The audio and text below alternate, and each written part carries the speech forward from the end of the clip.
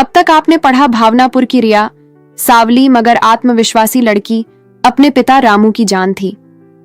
पिता के दोस्त मनोज के बेटे विवेक से उसका रिश्ता तय हुआ। सगाई हुई, तैयारियां चलती रहीं, पर सगाई के बाद विवेक का झुकाव शहर की एक गोरी दिखावटी लड़की नेहा की ओर हो गया।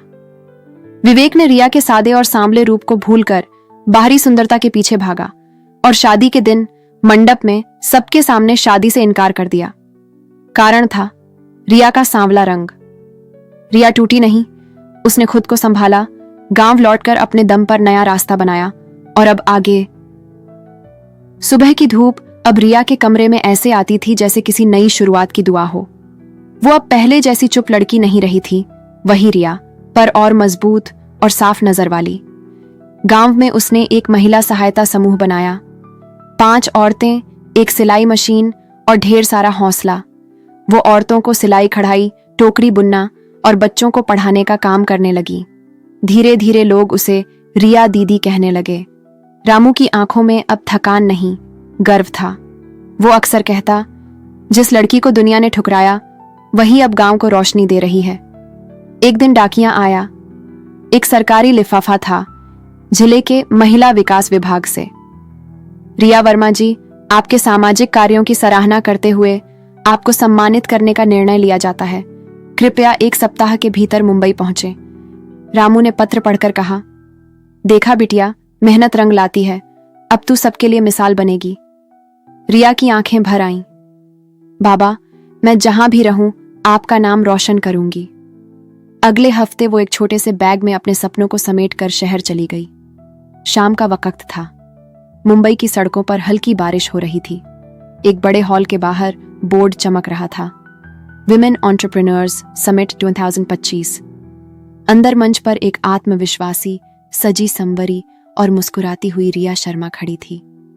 साड़ी में गरिमा थी, आंखों में सच्चाई और आवाज में अपनापन। उसका हर शब्द वहां बैठे लोगों के दिल को छू रहा था। रंग, रूप या हालात, कुछ भी आपके सपनों से बड़ा नहीं होता। जब आप खुद पर यकीन करते हैं, दुनिया खुद आपको पहचानने लगती है। तालियों की गड़गड़ाहट गूंज उठी। फोटोग्राफर, मीडिया वाले सब रिया से सवाल कर रहे थे। वो मुस्कुराते हुए सबका जवाब दे रही थी। इसी भीड़ के बीच एक नजर उस पर ठहर गई। विवेक की आंखें रिया को देखते ही जैसे ठहर सी गईं। वो वही रिया थी, पर अब कुछ और बन चुकी थी। पहले जैसी भोली लेकिन अब मजबूत, पहले जैसी सीधी लेकिन अब चमक से भरी हुई। विवेक के दिमाग में पुराने पल घूमने लगे। वो मंडप, वो माला और वो शब्द जो उसने गुस्से और समाज के दबाव में कहे थे। मैं ये शादी नहीं कर सकता। उसे खुद पर शर्म आई। उसके अंदर अपराध बोध की आग जल रही थी। कार्यक्रम खत्म होने के बाद विवेक धीरे से रिया की ओर बढ़ा। रिया अपने बैग में फाइल रख रही थी कि पीछे से आवाज आई, रिया। वो पल भर के लिए जड़ हो गई।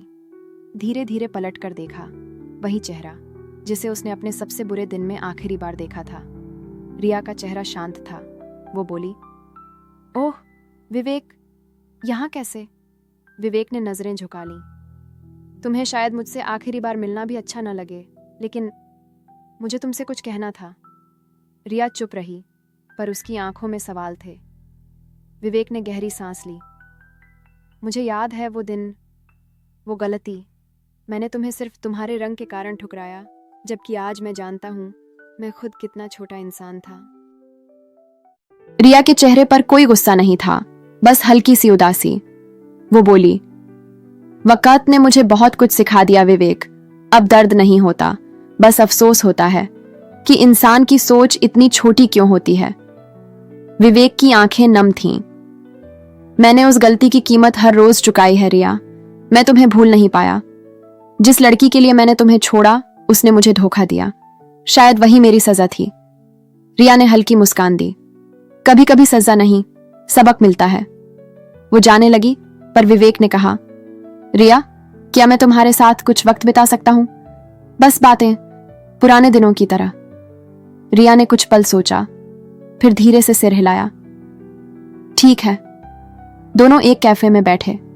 बारिश की बूंदें शीशे पर गिर रही थीं। विवेक उसे देखता रहा, जैसे खोया हुआ कुछ पा लिया हो। तुम बिल्कुल बदल गई हो रिया। पहले से कहीं ज्यादा खूबसूरत। रिया मुस्कुराई।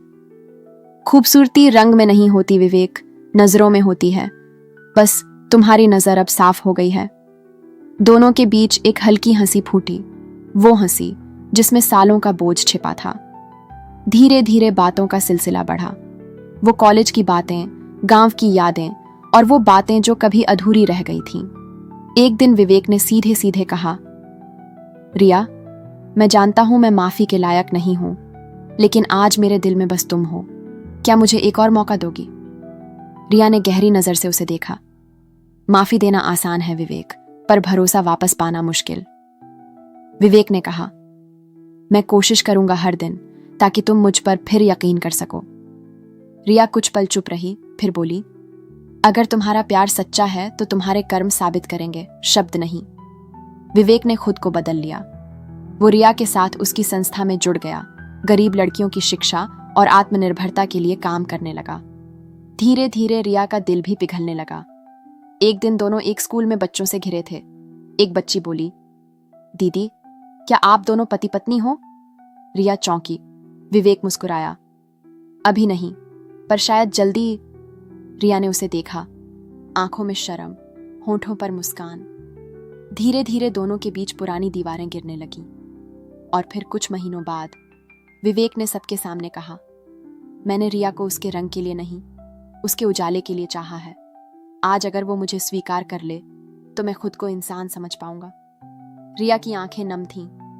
रामू ने बेटी का हाथ उसके हाथ में रख दिया।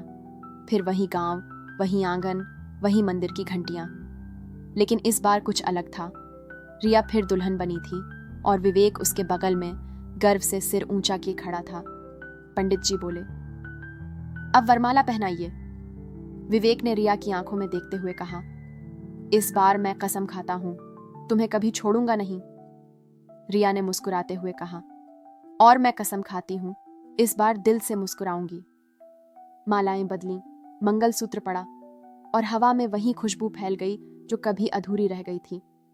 क्योंकि इस बार शादी सिर्फ दो लोगों की नहीं, सोच की जीत की थी। लोग कहते हैं रंग फीका पड़ सकता है, पर सच्चा प्यार नहीं। रिया का आत्मविश्वास, उसकी सादगी और उसकी सच्चाई वही थी जिसने विवेक की दुनिया बदल दी। कभी जो शख्स उसके रंग से दूर भागा था, अब उसी के साए में अपना रंग ढूंढने लगा था। तो दोस्तों, ये थी आज की कहानी। अगर आपको ये सफ़र अच्छा लगा हो तो कहानी की बगिया को ज़रूर सब्सक्राइब करें। अगली मुलाकात नई कहानी के साथ होगी। तब तक के लिए नमस्कार। क्योंकि कहानियों का सफ़र कभी ख़त्म नहीं होता और यही है कहानी की बगिया की पहचान।